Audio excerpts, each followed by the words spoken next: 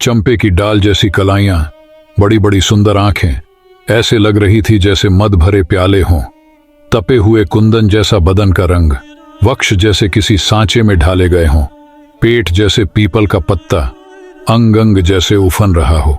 मूमल का यह रूप देखकर महिंद्रा के मुंह से अनायास ही निकल पड़ा, न किसी मंदिर में ऐसी मूर्ति होगी और न किसी राजा के रणवास में ऐसा रूप होगा। महिंद्रा तो मूमल को ठगा सा देखता ही रहा।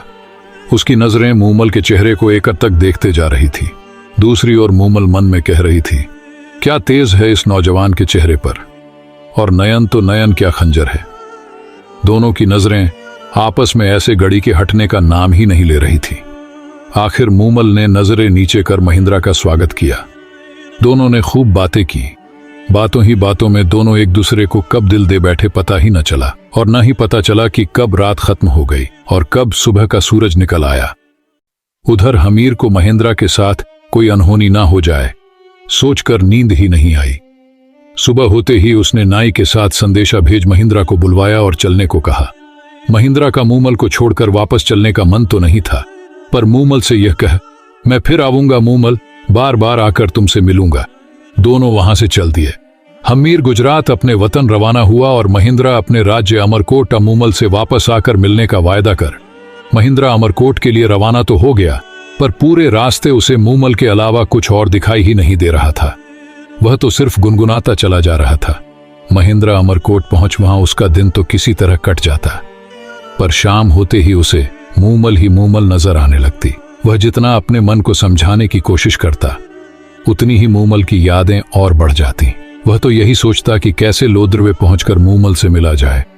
उधर हमीर को महिंद्रा के साथ कोई अनहोनी ना हो जाए, सोचकर नींद ही आखिर उसे सूझा कि अपने ऊंटों के टोले में ऐसा ऊंट खोजा जाए जो रातों रात लोद्रवे जाकर सुबह होते ही वापस अमरकोट आ सके।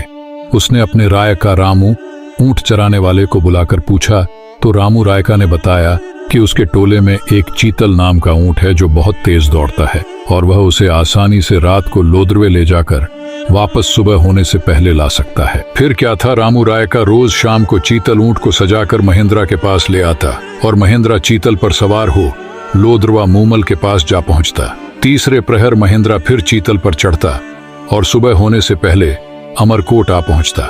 महिंद्रा विवाहित था, उसके 7 पत्नियां थीं। मूमल के पास से वापस आने पर वह सबसे छोटी पत्नी के पास आकर सो जाता। इस तरह कोई 7-8 महीनों तक उसकी यही दिनचर्या चलती रही। इन महीनों में वह बाकी पत्नियों से तो मिला तक नहीं, इसलिए वे सभी सबसे छोटी बहू से ईर्ष्या करने लगी। और एक दिन इस बात पर उन्होंने अपनी सास से जाकर शिकायत की। सास ने छोटी बहू को समझाया कि बाकी पत्नियों को भी महिंद्रा ब्याह कर लाया है, उनका भी उस पर हक बनता है, इसलिए महिंद्रा को उनके पास जाने से मत रोका कर। तब महिंद्रा की छोटी पत्नी ने अपनी सास को बताया कि महिंद्रा तो उसके पास रोज सुबह होने से पहले आता है और आते ही सो जाता है। उसे भी उससे बात किए कोई 7-8 महीने हो गए। वह कब कहाँ जाते हैं, कैसे जाते हैं, क्यों जाते हैं, मुझे कुछ भी मालूम नहीं। छोटी बहू की बातें सुन महिंद्रा की माँ को शक हुआ और उसने यह बात अपने पति राणा वीसलदे को बताई। चतुर वीसलदे ने छोटी बहू से पूछा कि जब महिंद्रा आता है तो उसमें क्या कुछ खास नजर आता है।